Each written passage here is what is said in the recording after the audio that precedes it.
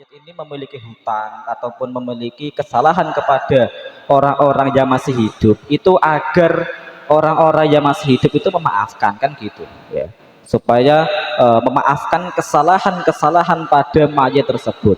Yang ketiga adalah persaksian baik kepada mayat, ini harus dan sunnah, kan gitu, meskipun mayatnya itu mayat yang buruk ya, selama mayat itu adalah orang yang Islam, maka kita sunnah ya, harus untuk memberikan persaksian baik kepada mayat tersebut, meskipun sebenarnya mayat itu agak nakal, fasik semisal ataupun yang lain ya, fasik ataupun yang lain. Contohnya semisal ketika mayat itu ketika meninggal itu ada tanda-tanda buruk, mungkin nanti mayatnya gitu ya. Mungkin nanti mayatnya itu kena azab, mungkin gitu, wajahnya menghitam, terus kemudian coro kena azab lah, mungkin pato empliber atau yang lain, itu nanti itu ketika kita mengetahui, jangan kita kabarkan pada orang lain ya, jangan kita kabarkan pada orang lain, karena kasihan kepada mayat tersebut ya, karena kasihan kepada mayat tersebut. Terus kemudian yang terakhir, ketika akan diberangkatkan itu langkah baiknya memberikan mau'idatul hasanah ya, memberikan mau'idatul hasanah secukupnya saja, secukupnya saja. Jadi intinya kalau mayatnya itu terutama mayat yang Islam itu nanti ada kewajiban-kewajiban yang harus dilaksanakan oleh orang Islam, dan ini hukumnya adalah fardu kifayah, hukumnya adalah fardu kifayah, fardu kifayah. Tidak memandang mayatnya itu mati dalam keadaan wajar, mayatnya mati dalam keadaan yang normal ya, ataupun matinya itu tidak normal, semisal kecelakaan ataupun yang lain, ataupun bahkan qatlu nafsihi, bunuh diri, itu nanti tetap wajib kita tajhis ya, itu wajib kita tajhis, karena dengan perkara-perkara mati yang tidak wajar itu tidak menjadikan manusia keluar dari Islam, kan gitu. Cara wong mati iku mati ini nggak wajar, bahkan qatlu nafsih, membunuh diri, itu tetap kita wajib tajhisnya ya, kita wajib untuk mentajhisnya, untuk memuliakannya, untuk wajib untuk memuliakannya. Terus kemudian yang kedua kemudian ketika setelah dipersiapkan akan pemberangkatan pada mayat tersebut, itu nanti ada cara lagi dalam mengantarkan mayat ke kuburan. Nah, jadi setelah ketika mayat itu ditajhis, nanti ada beberapa orang, mungkin 8 sampai berapa itu, nanti ada yang di kuburan menggali kubur ya, ada yang menggali kubur. Menggali kubur itu nanti ada dua dalam praktek menguburkan mayat, maksudnya bentuk lubang yang nanti digunakan untuk beristirahat oleh mayat itu ada dua. Kalau tidak menggunakan dua konsep ini, hukumnya adalah dosa. Jadi cara misal gini, awake dhewe ana wong mati, awake dhewe duduk ya, kita membuat sebuah lubang, pokok intinya membuat sebuah lubang tanpa adanya cara-cara yang sudah ditentukan oleh syariat, itu nanti kita dosa. Kalau anggar duduk mayatnya dicublekno, dipendem, ya itu jelas dosa, itu nggak boleh ya, itu jelas dosa, meskipun tidak boleh untuk dibongkar ya. Jadi ada dua, satu menggunakan konsep, yang pertama adalah apa, menggunakan liang cempuri ya, cempuri. Yang kedua liang landak atau liang lahat. Ada dua tata cara membuat lubang untuk mayit. Kalau liang cempuri, liang cempuri itu nanti sebuah galian tanah yang nantinya tempat untuk mayit itu, maksudnya lubang ya, lubang yang digunakan untuk beristirahat mayit itu berada di tengah. Jadi berada di tengah. Jadi semisal antara depan ini misalnya kita ibaratkan liang ya, liang cempuri ya. Jadi di sebelah barat liang cempuri dan di sebelah timur liang cempuri itu ada sisi tanah. Nah itu nanti liang cempuri, artinya lubangnya ini berada di tengah, berada di tengah, paham ya? Kalau liang lahat itu nanti prakteknya lubang ini itu berada di samping, nggak berada di tengah tapi di samping. Sampingnya itu sebelah barat, ya sampingnya itu sebelah barat. Itu kalau liang lahat, kalau liang lahat atau liang landak, kalau liang landak atau liang lahat. Nah, mana yang lebih baik antara liang landak dan liang lahat? Kalau ini relatif, ya ini relatif. Kalau kondisi dari tanah itu keras seperti di daerah Arab Saudi di mana tanahnya itu bercampur dengan tanah, itu nanti yang lebih baik menggunakan liang lahat, ya. Jadi bolongan sing kanggo mayit iku nang pinggir, itu liang lahat atau liang landak, itu yang lebih baik seperti itu. Sebelah barat ya, sisi sebelah barat. Kalau liang cempuri itu baik untuk daerah yang tanahnya itu gembur, ya lemes lah, seperti daerah kita ini. Yang lebih baik itu menggunakan liang cempuri di mana lubangnya itu di tengah, ya lubangnya itu di tengah. Jadi sisi kanan dan sisi kiri atau sisi timur dan barat itu ada celahnya, itu gitu. Jadi ini angger duduk tanpa menggunakan konsep cempuri utawa lahat, angger duduk kotak wis mayite didokokno di situ langsung diuruk, lah itu haram itu, karena tidak menggunakan liang cembur atau liang landak, itu haram. Meskipun nanti kalau terjadi itu ora oleh di gali lagi, itu meskipun seperti itu, tapi tetap dosa, gede, ya dosa, haram hukumnya. Itu dari liang lahatnya kan sudah disiapkan ya. Jadi ono wong sing nang omah, ya, menyiapkan peralatan-peralatan yang dibutuhkan. Ada orang-orang yang menyiapkan lubang untuk mayat tersebut, ya lubang untuk mayat tersebut. Terus kemudian mayatnya itu digotong, ya digotong, akhirnya kan wis bar. Cara nang kene ada Mbah Mudin itu sudah selesai tugasnya, wis diwocokno tahlil, wis diwocokno tadi yang sudah saya sebutkan itu, kemudian dibawa, ya mayatnya itu dibawa ke untuk ke pemakaman itu, ya dibawa untuk ke pemakaman yang telah disediakan, yes. Lah ketika sudah sampai di pemakaman umum itu, ya ketika masa perjalanan ini nanti ketika ingin mengantarkan pada si mayit ini, yang baiknya, yang alangkah baiknya itu kita berjalan, maksudnya menggunakan keranda ataupun menggunakan yang lain untuk mengantarkan mayat. Intinya apa ikum pelaku, ya yang baik itu berjalan. Boleh menggunakan kendaraan, tapi yang lebih baik adalah berjalan, ya. Jadi antara menggunakan kendaraan untuk mengantarkan mayat dari rumah ke pemakaman itu yang lebih baik, di antara satu menggunakan kendaraan, dua berjalan kaki, itu yang lebih baik adalah menggunakan berjalan kaki. Yang lebih baik itu berjalan kaki, ya yang lebih baik itu berjalan kaki. Terus kemudian ketika berjalan kaki itu berjalan kaki itu sebenarnya kita nggak wajib menggunakan keranda, itu nggak wajib. Intinya kita menggunakan sesuatu perangkat, sesuatu benda agar mayat itu bisa tergotong ke pemakaman tersebut. Aram gunakno meja, aram gunakno apapun yang lain itu boleh, asalkan satu, tidak ihanah pada mayat, ya intinya satu, kita tidak melecehkan pada mayat tersebut. Semisal kita membawa mayat dari rumah ke kuburan itu menggunakan apa sih, cara meremehkan, ditaruh di gerobak semisal, ataupun di lori atau di angkong, itu mungkin ihanah, meremehkan pada mayat tersebut. Itu wahada haramun, ini hukumnya adalah haram, ya. Jadi sebenarnya itu enggak harus kita menggunakan keranda, itu enggak harus. Terus kemudian yang terjadi itu menggunakan payung.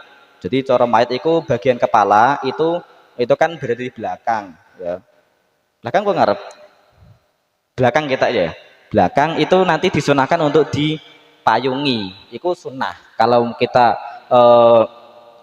memayungi pada mayat tersebut itu hukumnya adalah sunnah. Jadi ketika perjalanan itu hukumnya adalah sunnah kita memayungi. Kemudian menggunakan keranda, baik pun menggunakan selain keranda, itu hukumnya adalah boleh-boleh saja. Tapi intinya tadi, ketika memberangkatkan mayit dari tempat rumah, di lokasi rumah sampai ke pemakaman itu yang lebih baik adalah berjalan kaki. Yang lebih baik adalah berjalan kaki tinimbang menggunakan kendaraan. Ya, tinimbang menggunakan kendaraan. Ini sebenarnya kesunanan banyak, termasuk nanti coro ketika mengantarkan jenazah itu pelaku, itu yang lebih baik adalah posisi orang-orang itu berada di depannya keranda gitu, sunahnya gitu. Terus kemudian berjalannya itu agak cepat, ya mungkin ben ora kesel atau piye. Ini niku sunah iku melakukannya banter, ya. Sunahnya itu berjalannya itu cepat, berjalannya itu agak cepat. Terus kemudian gini, biasanya kan nak cara nang daerah kita itu kan ketika mengantarkan jenazah itu ono ono bacaan-bacaan, ono sing la ilaha illallah, ada yang seperti itu, atau bahkan sholawat Allahumma sholli ala. Itu hukumnya bagaimana? Hukumnya makruh. Hukumnya itu kalau saya baca tadi ya mungkin bisa ditahqiqkan ya. Kalau saya baca kitab tadi itu hukumnya adalah makruh. Ketika mengiring jenazah kok nanti ada bacaan-bacaan ya, berbicara ramai-ramai, bahkan meskipun bacaan yang dibaca itu adalah Quran, bahkan dzikir, itu hukumnya adalah makruh, yaitu makruh lebih baik dihindari. Apalagi ketika memandikan, wah itu jelas haram. Itu ketika memandikan kok malah baca dzikir, baca sholawat, itu haram itu, karena jelas itu tidak pada tempatnya, ya tidak pada tempatnya. Jadi kan yang terjadi itu kan satu ketika membaca dzikir ya, satu ketika memandikan, ini hukumnya adalah haram karena itu tidak lokasinya. Seperti kasusnya kita membaca sholawat di kandang hewan, itu haram itu, karena itu huyru muhtaromin, tempatnya itu tidak mulia. Koyok sholat neng kamar apa, membaca sholawat yang besar yang keras ya, membaca sholawat di kamar mandi, itu hukumnya adalah bisa jadi haram karena itu min asma'il mu'adzam ya, min alfadil mu'adzam, lafaz-lafaz yang dimuliakan. Tapi nak ketika proses mengantarkan jenazah itu sekedar tadi mau dzikir kemudian baca Quran, itu sekedar makruh, tidak sampai haram. Nah, wes ya, kemudian mayatnya dibawa sampai ke kuburan, ya sudah kita makamkan. Ya mungkin nanti akan dijelaskan oleh teman saya. Terus kemudian saya ingin menambahkan sedikit. Kalau ketika memakamkan itu nanti sebenarnya ketika sudah terjadi pemakaman itu ada kesunahan, ya, ada kesunahan. Tapi anehnya, yang terjadi di daerah kita itu juga agak melenceng. Yang ini harus kita luruskan. Satu, yaitu berupa nak coro ketika di kuburan itu kan ada yang menyiramkan air. Itu kan ada yang seperti itu. Ini hukumnya bagaimana? Tafsil. Kita perinci hukumnya. Kalau yang disiramkan itu adalah air dingin, ya ora kudu es lah, air yang dingin, bukan air yang panas. Itu sunnah. Itu hukumnya adalah sunnah. Kan gitu. Tapi kan yang terjadi itu kan bukan air es, air yang dingin ya, malah justru itu menggunakan air mawar. Yaitu hukumnya piye? Menurut sebagian besar ulama itu makruh karena itu idoatul mal, karena itu menyia-nyiakan harta. Jadi nak cara menyiram menggunakan air mawar pada kuburan itu hukumnya adalah makruh karena min idoatil mal, menyia-nyiakan harta. Tapi ono ulama sing ngarani sunnah, mergo jenenge nak cara disirami banyu mawar kan wangi. Ulama mengatakan bahwa malaikat itu suka bau-bau yang wangi, sehingga nanti nak coro ditakoni malaikat mungkar kan nakir, mergo dhek seneng karo bau-bau sewangi, akhirnya gak sido nyekso. Mungkin faedahnya seperti itu. Ya, faedahnya itu seperti itu. Jadi faedah supaya malaikat mungkar nakir tidak menyiksa pada mayat itu diantaranya kita memberikan bunga, terus kemudian tadi menurut satu ulama itu menyirami air mawar, terus kemudian ada yang lain kesunahan memberikan batu kerikil-kerikil kecil di atas kuburan, terus kemudian memberi batu nisan batu yang sebagai tanda bahwa ini ada mayatnya, itu hukumnya adalah sunnah semuanya. Sunnah semuanya itu ketika sudah itu kewajiban orang-orang Islam ketika saudara muslimnya itu meninggal. Gak semisal gini, sudah ditajis maupun itu setelah disolati ataupun setelah dimandikan kok hidup lagi mayatnya, ya, mungkin acara awakmu melayu kabeh kan gitu, mati suri kan gitu. Ketika mati suri sebenarnya sudah akan dimakamkan. Jadi ono wong mati wes disolati, sudah disucikan, terus kemudian sudah dikafani, digotong kok malah urip meneh, itu nanti bagaimana? Wajib terus kemudian kan hidup lagi, setelah hidup lagi mati lagi ya, karena biasanya dalam yang pernah saya baca itu biasanya orang yang mati suri itu hidupnya sebentar biasanya, ya tidak pasti tapi biasanya orang yang mati suri itu hidupnya sebentar. Nah hidupnya sebentar kan mati lagi, itu bagaimana? Wajib tajhis atau tidak?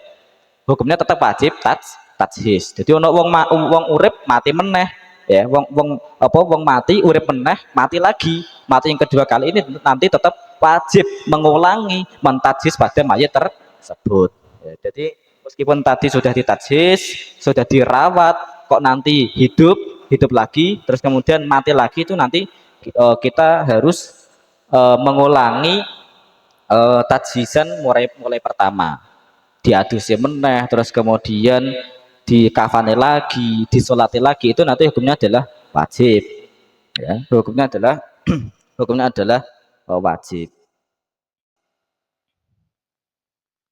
Mungkin dari sini ada yang ditanyakan.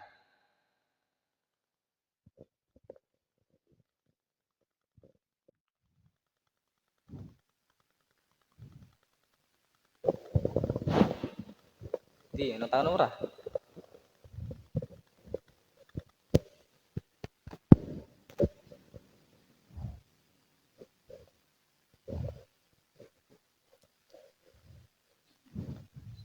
Gede tanglet Pak.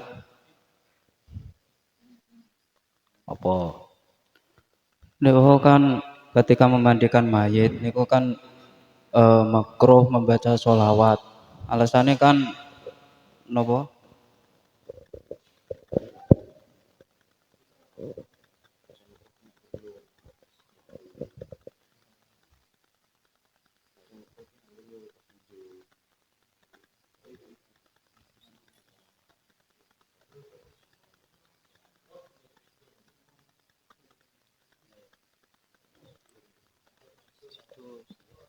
Ketika memandikan itu kalau membaca bacaan dzikir sholawat itu bukan makruh tapi haram. Yang makruh itu tadi loh ketika mengantarkan jenazah kok baca bacaan itu nanti makruh, ya tidak sampai haram gitu. Alasan keharamannya niku nopo Pak? Karena kan tidak pada tempatnya. Kita membaca tahmid di kamar mandi, kalau bersuara keras itu haram. Tapi nak di dalam hati boleh, itu sunnah. Jadi zikir itu kalau di tempat-tempat yang tidak dimuliakan itu kalau selama di dalam hati itu hukumnya adalah sunnah. Tapi kalau kita berbicara sampai mengeluarkan ucapan di mana kita bisa mendengarnya itu nanti haram. Ya. Niki nak nopo teng takrarat jadida niku kan nopo makruh ketika sholat di padusan anget kan, ketika sholat kan ya juga membaca ya Al-Qur'an niku to Pak. Niku kan hanya sekedar makro ketika sholat. Kok nak di napa didusi mayit apa jenenge? Itu kok sampai haram, Pak. Jadi gini ya, kalau sekedar bacaan lirih, maksudnya tidak sampai bersuara keras, itu letak keharamannya seperti itu. Di situ letak keharamannya. Jadi memang mulutnya itu membaca dzikir, cuma suaranya itu pelan. Cuma suaranya itu pelan. Ataupun bahkan sekedar di dalam hati itu sunnah. Nah, letak kemakruhan dari tadi Itu ya karena dari fi'lu, karena dia sholat di tempat yang itu bukan tempatnya. Jelas kamar mandi itu kan tempat yang jorok, tempat yang kotor, tempat yang banyak setannya. Itu hukum asalnya ya makruh. Tapi kalau kita membaca bacaan yang keras, bahkan teman kita bisa mendengar, ya itu bisa jadi haram, kan gitu. Berarti nak membacanya hafalan ku nggak apa-apa berarti itu, Pak. Nggak apa-apa. Tapi kan tadi ada hukum makruhnya. Dari eh, ketika melakukan sesuatu yang baik di tempat yang kurang baik.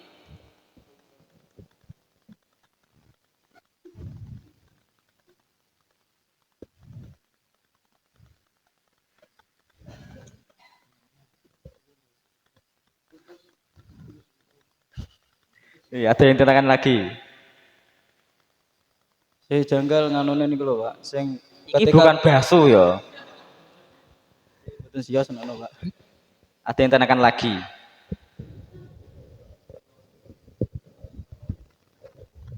Ada Pak.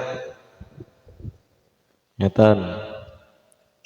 Tadi kan dalam masalah pengantaran jenazah kan juga dimakruhkan menggunakan apa namanya apa Kendaraan bisa, berjalan kaki bisa. Gitu. mengiringi dengan menyalakan semacam api ini. Oke. Itu nggak boleh. Itu Karena boleh, itu iya. Itu sama saja kita mengharapkan nar itu kan jelas neraka kan gitu ya. bukan, tapi ngeten. Setahu saya alasan dari orang-orang zaman dulu itu kan sebuah adat dari orang zaman dulu. Jadi ketika ada orang meninggal itu meletakkan sebuah lilin atau uplek Jawane biyen. Uplek itu hanya apa? Hanya untuk sekedar eh, mengetahui bahwa orang yang meninggal itu letaknya di situ. Itu misalnya. Karena zaman dulu belum ada lampu, belum ada penerangan. Itu makanya dari orang zaman dulu itu menggunakan lilin atau menggunakan apa itu ya fungsinya hanya sekedar untuk biar orang-orang yang takziah itu mengetahui bahwa orang yang meninggal itu di situ gitu loh. Apakah itu masih tetap Berarti dimakruhkan tidak atau bersama gimana? dengan jenazahnya ya. Hah? Berarti tidak bersama dengan jenazahnya. Tidak bersama gimana maksudnya? Maksudnya gini, berarti kan sekadar diletakkan di tempat kan gitu. Iya, diletakkan ya misalnya di di atas jenazah atau di samping jenazah gitu loh. Gini, yang saya ketahui ketika dalam kitab-kitab yang pernah saya baca itu keharaman ilatnya adalah karena kalau mengiringi jenazah terus kemudian kita membawa obor itu kan menunjukkan bahwa obor itu kan api itu kan tanda dari atau simbol dari neraka, itu sesuatu yang kurang baik, maka bisa jadi haram. Tapi nak zaman dulu itu kan api merupakan sesuatu yang digunakan untuk penerangan, ya sesuatu yang digunakan untuk penerangan. Dalam kaidah fikih itu nanti ada ad-doror ayuzal, terus kemudian idas taman halal wal haram, terus kemudian al halal la yuharimul hal apa al haram la yuharimul halal, itu nanti bisa jadi karena kebutuhan, karena kebutuhan itu bisa jadi boleh, mungkin seperti itu. Bagaimana, mungkin nanti bisa ditahkikkan. Iya, nanti. Terus kemudian kalau kita mengiring jenazah itu nggak boleh, yang mengiring itu perempuan. Itu ada hadisnya baginda Nabi. Ketika menggiring jenazah itu kamakola, orang yang mengiring jenazah itu harus orang laki-laki. Itu gak oleh. Berdua, fisiknya lemah. Satu. Yang kedua dikhawatirkan fitnah, fil fitnah. Itu ya. Itu hukumnya haram kalau yang menggotong jenazah itu perempuan. Terus kemudian ketika membuat liang lahat tadi atau liang cemburi, itu nanti ukurannya tergantung ukurannya mayat, terus kemudian ditambah satu hasta. Satu hasta itu 60 satu hasta itu kurang lebihnya 60 cm. Berarti kurang lebih setengah meter, ya kurang lebih setengah meter itu dilebihkan seperti itu. Ya seperti tadilah, coro sekedar membuat lubang tapi tidak ada lubang di bawahnya lagi, tidak menggunakan tata cara satu liang lahat, yang kedua liang cemburi, maka hukumnya adalah haram. Meskipun tidak wajib tidak boleh untuk digali lagi. Coro terjadi kasus seperti itu.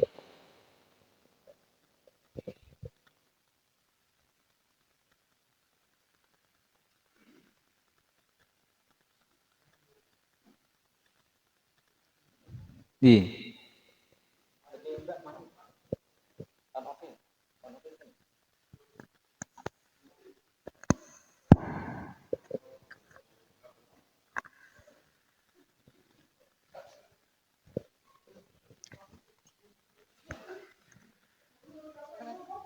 Satu saya tambahkan lagi ya. Terus kemudian bagaimana waktu mengubur mayit? Itu dalam sebuah keterangan ada waktu yang diharam-haramkan apa mengubur mayit, mengubur jenazah. Itu waktunya seperti waktu haramnya sholat. Jadi ba'dal asri ya hatta hurubus syamsi, hatta masuknya waktu maghrib itu kan haram mengerjakan sholat. Itu waktu tahrim dalam sholat. Yang kedua ketika waktu istiwa. Yang ketiga ketika waktu setelah subuh, itu kan waktu-waktu yang diharamkan untuk sholat, waktu tahrim. Lah waktu tahrim ketika sholat ini itu juga diharamkan untuk apa jenenge tadfin al mayit, juga diharamkan untuk mengubur mayit. Hah?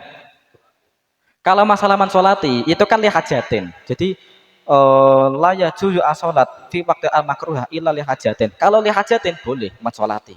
Tapi nak memakamkan tadi tidak, karena itu sholat bukan sholat sunnah mutlak kan gitu.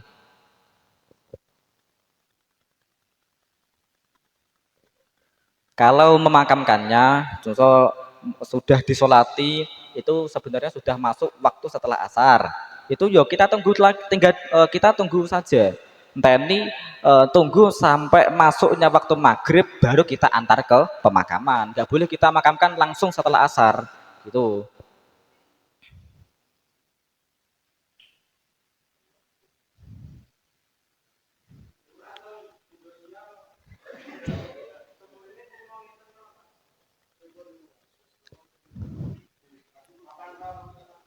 Jadi sebenarnya menambahkan papan itu yo boleh. Intinya adalah boleh. Ya itu jelas tidak memenuhi syarat itu. Tidak memenuhi syarat. Kalau tidak menggunakan konsep yang lain, tidak memenuhi syarat. Kalau tidak menggunakan konsep liang lahat atau liang cemburi, hukumnya adalah dosa. Tapi kalau terjadi, apakah wajib digali lagi? Diduduk meneh, digawe sing apik, digawe cemburi utawa liang lahat. Yo ora oleh. Jadi tidak boleh, karena itu ketika terjadi kesalahan dalam membuat lubang untuk kuburan, itu tidak menjadikan keperbolehannya kita membongkar kuburan lagi. Jadi kan sesuatu yang memperbolehkan membongkarkan satu, ada harta. Selama mayat ada harta ya. Yang kedua mayat belum menghadap kiblat dan lain-lain. Yang dosa mukallaf. Yang dosa mukallaf.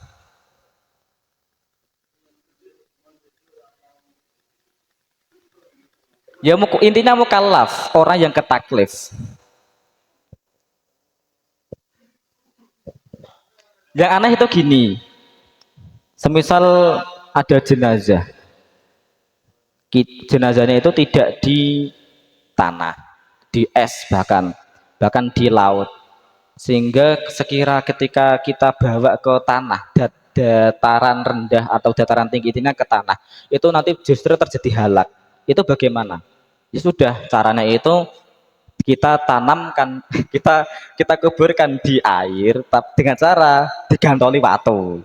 Ya kayak kewan gitu. Ya. Digantoli watu atau dikasih sesuatu yang berat supaya tidak mengambang lagi. Itu caranya seperti itu.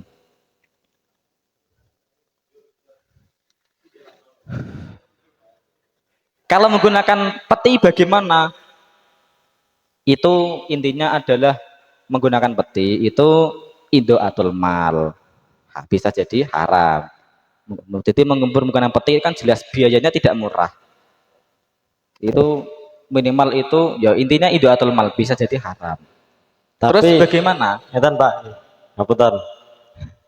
Bagaimana?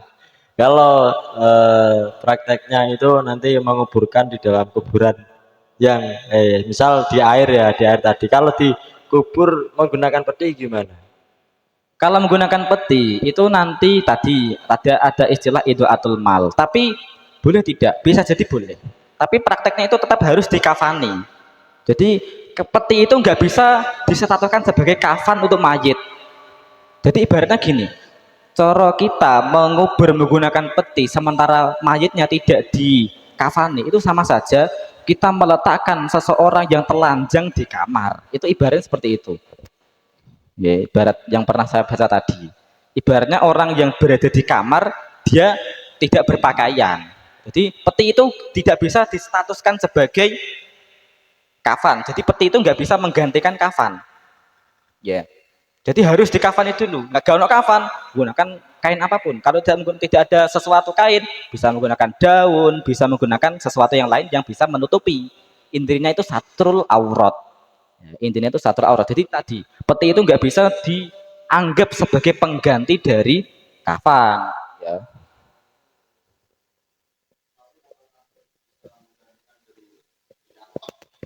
Nggak bisa, jelas nggak bisa. Hmm? Ya nggak bisa kan gitu.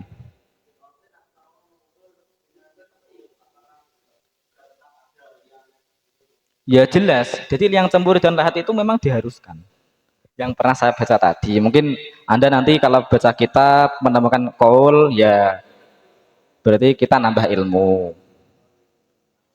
Soalnya saya tadi mumet dadak persiapan. Wes, Pak. Sudah Pak, langsung praktek. Praktek pemakaman dari eh, sebuah sosok mayit yang entah ini nanti kena azab atau tidak. Yang pertama nanti ini kita butuh bantuan berapa? Tiga orang ya. 3 orang ngebles gitu. Ya, 3 orang untuk membawa sosok mayat ini. Nah, jadi ini nanti kita praktek menggunakan liang landak dulu ya. Kita menggunakan liang landak. Sudah dijelaskan tadi bahwa liang landak itu seperti umumnya terjadi di daerah kita ini, yaitu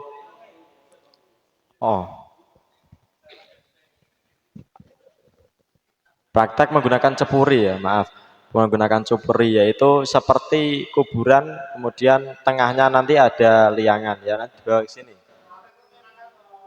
Oh, ngangkatnya sampai dong, ngangkatnya sampai kan. Sebentar, sudah. Nah, ini nanti ada kesunahan. Ya, sebentar ini nanti ada kesunahan untuk dalam pengusungan ya. Sebentar.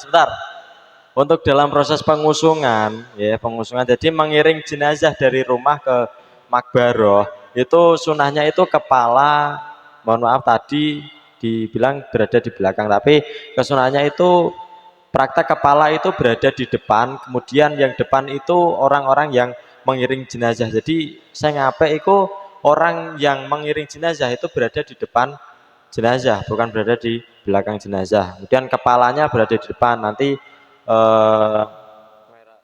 gotong ngangger di awak kok. Nah, terus tadi mengiring berjalan kaki itu lebih baik. Terus bagi orang yang membawa jenazah disunahkan itu berjalan agak cepat. Nah, disyarat wae. Terus proses pemakaman ya, ketika dari mayat ini misal sudah sampai di sebuah pemakaman, jadi prakteknya ini nanti kita di liang cempuri yang kuburan lubang tengahnya itu nanti seperti seperti kali gitu, seperti sungai. Jadi di tengah-tengah itu ada lubangnya. Kemudian setelah jenazah ini sampai di tempat pemakaman, keranda ya. Semisal memakai keranda ini nanti jadi keranda ini diletakkan di arah posisi peletakan kaki mayat. Jadi kalau di Indonesia peletakan mayat kan kepala di utara, kemudian kaki di selatan. Jadi kerandane itu sengape itu diletakkan di neng kidule lubang. Kidul ya, sebelah selatan dari kaki mayat kan. Berarti kan di selatan apa namanya iki jenenge? Lubang. Nah, lubang. Yang itu lubang. Kemudian jenazah ini dikeluarkan dari keranda dimulai dari kepalanya, lalu diangkat dalam posisi agak miring dan kepala menghadap kiblat dengan pelan-pelan. Ini digotong sih, taruh sini ya.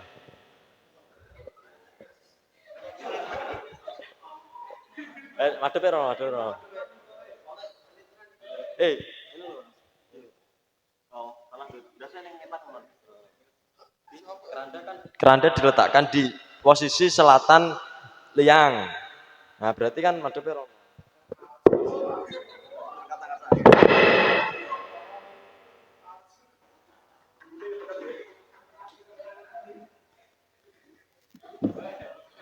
Gini ya.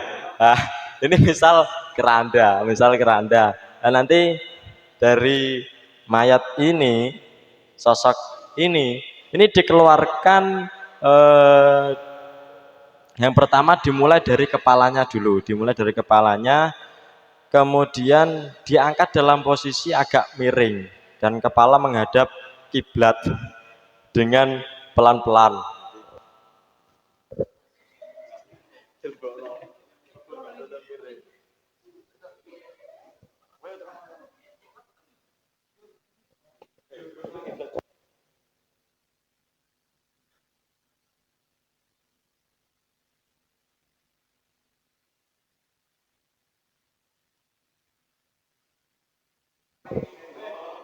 Lah, udah lah. Praktek seperti ini. Sudah stop di sini dulu. Sudah. Sudah ini nanti saya nah, prakteknya nanti di dalam lubang, di dalam liang kubur nanti ini ada teman yang membantu ya minimal 3 orang lah. Ada yang nanti menangkap kepalanya, terus kemudian ada yang menangkap lambungnya dan yang ketiga ini menangkap kakinya. Kemudian diserahkan pada orang yang ada di dalam kubur yang sudah siap-siap untuk menguburkannya ya. Terus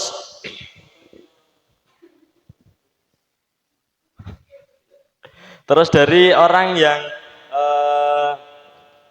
menangkap, orang yang nampani di dalam liang kubur itu disunahkan bagi orang yang menyerahkan jenazah itu disunahkan membaca doa Allahumma ftah abwaabas samaa'i liruhihi wa akrim manzilahu wa wasi' lahu fi qabrihi.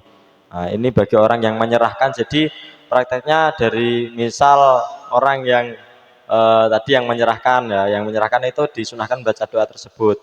Dan bagi yang meletakkan, berarti yang berada di dalam liang kubur, itu disunahkan membaca doa Bismillahi wa alam millati Rasulillah sallallahu alaihi wasallam.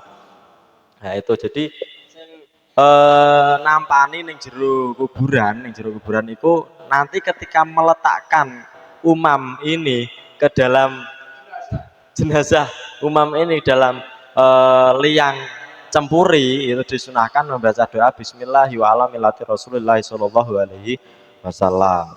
Itu. Nah, untuk doa yang lebih sempurnanya yaitu Allahumma aslimhu ilaikal ashasa min waladihi wa ahlihi wa qarabatihi wa ikhwanihi wa farriq man kana hibbu qurbahu wa khurrij min saati dunya wal hayati ila dzulmatil qabri wa daikihi wa nazil bika wa anta khairu manzilin bihi wa in aqabtahu fa dzambun wa in wafarta anhu fa anta ahlul afwi anta ghaniyun an adabhi wa huwa fakirun ila rahmatika ya arhamar rahimin. Ini langsung kita praktekkan dimasukkan ke liang cempuri. Ya, jadi prakteknya ini nanti dipindah mana?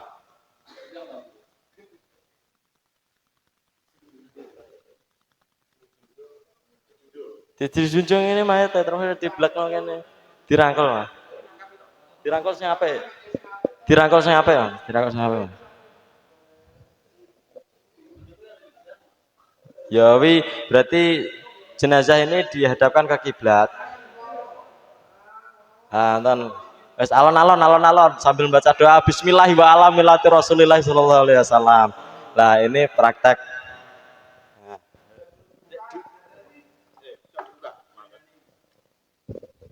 Ini praktek penguburan menggunakan cempuri ya. Ini ketika praktek penguburan menggunakan cempuri. Terus kemudian jenazah ini kan sudah diletakkan pada tempat tersebut, dasar makam menggunakan cempuri ini dengan menghadap posisi miring ke arah kiblat serta kepala di arah utara dan kaki di arah selatan. Tali-tali terutama yang ada pada bagian atas itu supaya dilepas agar wajah jenazah terbuka. Kemudian pipi jenazah ini ditempelkan pada tanah. Jadi tali-tali ini dibuka.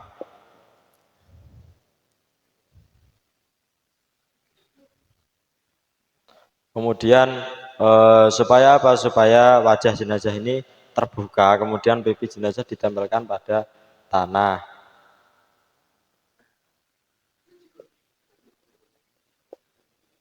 Wes akhir dia ada diuculi Bang. Engko terus praktek penguburan dalam liang landak.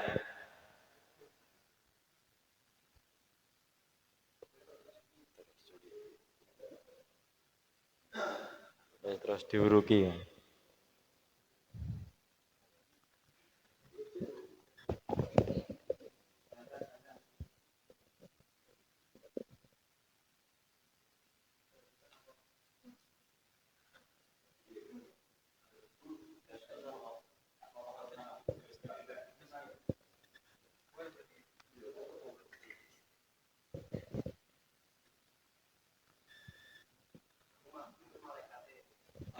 Jadi pada saat proses pemakaman seperti ini, setelah liang kubur ini ditutup dan sebelum ditimbun tanah, bagi pentakziah orang sekelilingnya itu disunahkan dengan kedua tangannya untuk mengambil 3 genggam tanah bekas penggalian kubur, kemudian menaburkannya ke dalam kubur melalui arah kepala mayat. Jadi mayat diantemi.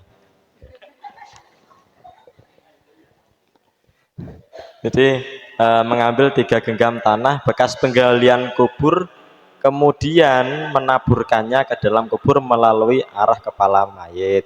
Nah, pada taburan pertama sunnah membaca itu minha khalaqnakum Allahumma lakinhu inda mas'alati hujjatahu. Terus pada taburan kedua wa fiha nu'idukum Allahumma aftah abwaaba samai dzurruhi. Pada taburan ketiga disunahkan membaca wa minha nukhrijukum taratan ukhra Allahumma ja'fil arda an jambaihi. Kemudian setelah itu jadi bar diletakkan dalam kubur, salah satu di antara pengiring itu membaca adzan dan iqamah di dalam kubur. Jadi saat durunge diuruki, nah itu diandani kemudian dikomati. Diandani. Andani baru iqamati. Untuk lafat-lafat adzan ya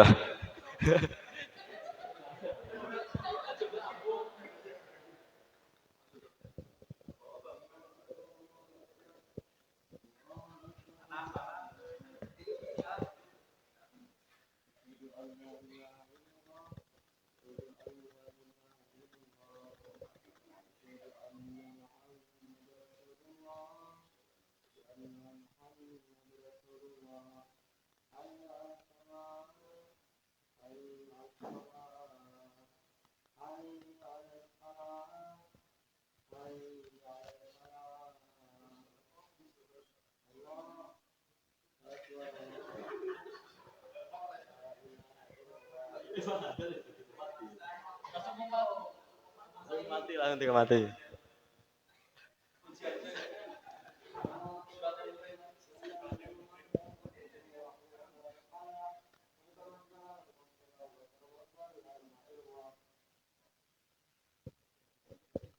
Yes. Kemudian setelah diadani dikomati, kalau menggunakan cepuri ini biasanya kan ditutup menggunakan papan, atau nanti kalau prakteknya menggunakan liang landak biasanya itu ditutup menggunakan batu bata dan tanah yang dicampur dengan tanah atau gimana itu. Terus kemudian liang kubur ini ditimbun atau diuruki dengan tanah sampai kira-kira setinggi 1 jengkal dari tanah. Jadi dari tanah normal ini nanti untuk proses pengurukannya itu ditimbun ya kira-kira 1 kilan dari tanah normal. Dan disunahkan lagi memberi atau memasang 2 nisan. Jadi patoke tenger. Nah, tenger itu satu lurus di atas kepala dan satunya lagi lurus di atas kaki. Untuk kesunan-kesunan lainnya tadi sudah dijelaskan seperti menaburi bunga, memberi minyak wangi dan lain sebagainya. Untuk hanya sebagai agar supaya ya tadi seperti malaikat itu suka dengan wangi-wangian. Dan biasanya ketika sudah nanti ada tugas Mbah Mudin untuk menalkin si mayit tersebut. Ya.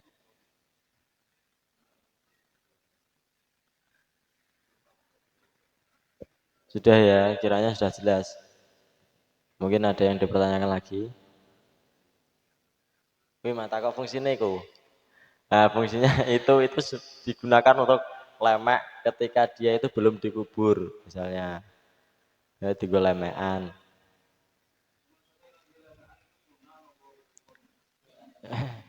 Ya ben enggak patak katisen itu. Hanya sekedar gue lemek, bukan enggak ada faedah fadilah tertentu.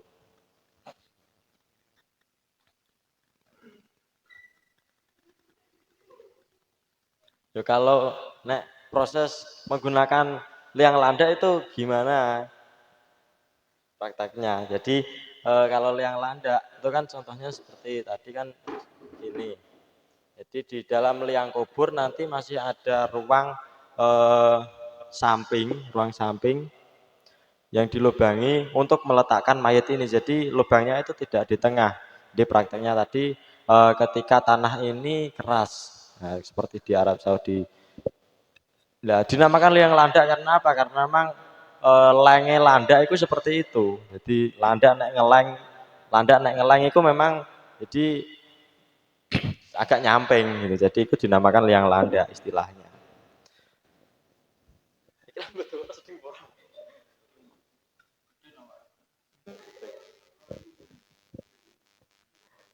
Ya, penting ya prakteknya ya hampir sama. Bersama dengan cempuri cuma hanya letak letak lubangnya itu yang berbeda. Ini kalau bedanya ya biasanya tutupnya itu menggunakan batu bata, menggunakan tanah dan lain-lain. Udah mungkin ini ada yang masih perlu ditanyakan. Kiranya kalau nanti kalau ada pertanyaan kita bahas sama-sama.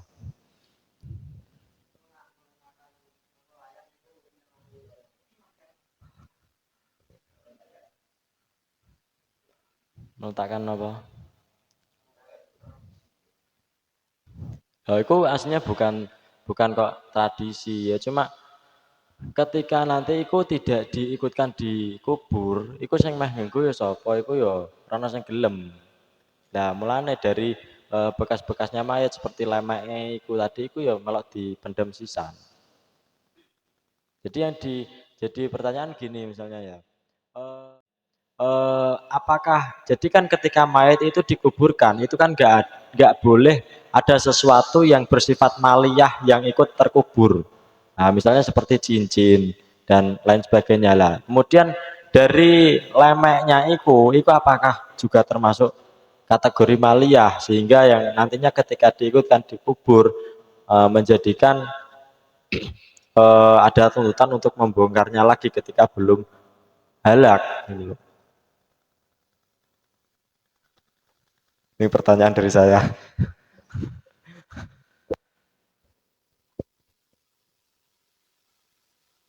Dari para musyawirin.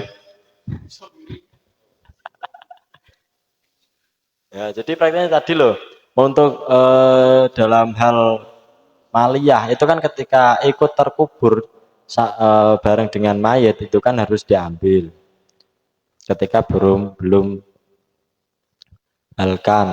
Lah, apakah lemek itu yo sing tinggal lemek mayat itu kan yo tuku. Lah, apakah itu juga termasuk maliyah yang nantinya ketika itu dikuburkan bersama dengan mayat itu ada tuntutan untuk membongkarnya lagi, untuk mengambilnya lagi. Gimana? Begini, Pak. Dalam Fathul Qorib itu kan ketika mayatnya fasek, itu kan tanahnya diunduk-undukan. Lah apakah kalau dalam keumuman sekarang, tanah sekarang kan diunduk-undukan toh. Apakah semua mayat sekarang itu fasek?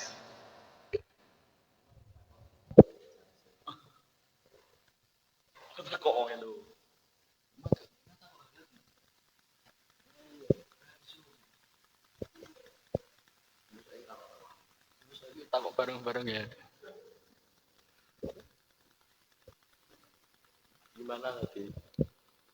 Kalau dalam fikih itu kan ketika mayatnya fasek itu dengan mengasih tanda-tanda dengan cara mengunduh-unduhkan tanah.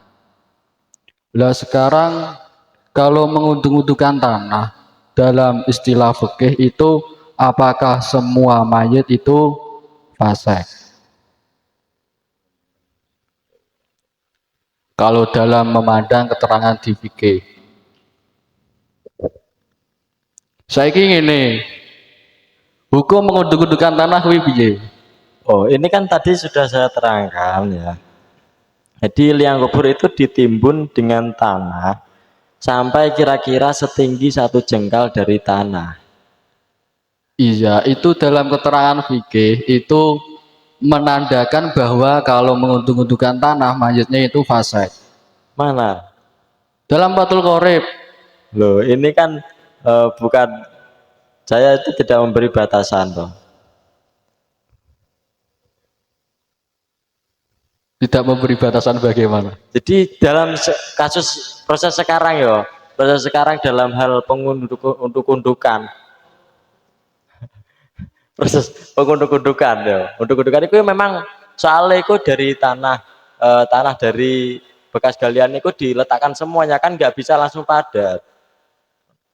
Fungsi dari diunduk-undukan nantinya supaya ketika terkena hujan itu nanti supaya bisa merata itu dengan tanah yang normal lainnya. Kalau itu penguburannya diratakan, langsung diratakan begitu saja, nantinya ketika terjadi hujan nanti akan deklong kuburannya gitu loh, malah jadinya deklong, bukan sama rata dengan yang lainnya.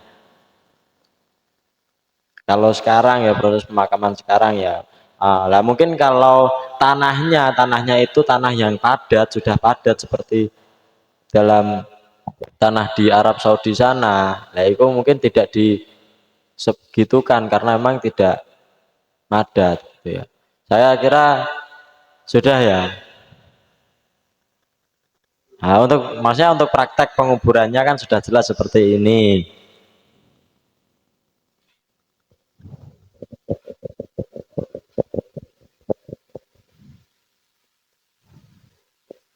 Ya kalau sudah mungkin dari saya jika ada kesalahan kata saya mohon maaf sebesar-besarnya. Wassalamualaikum warahmatullahi wabarakatuh.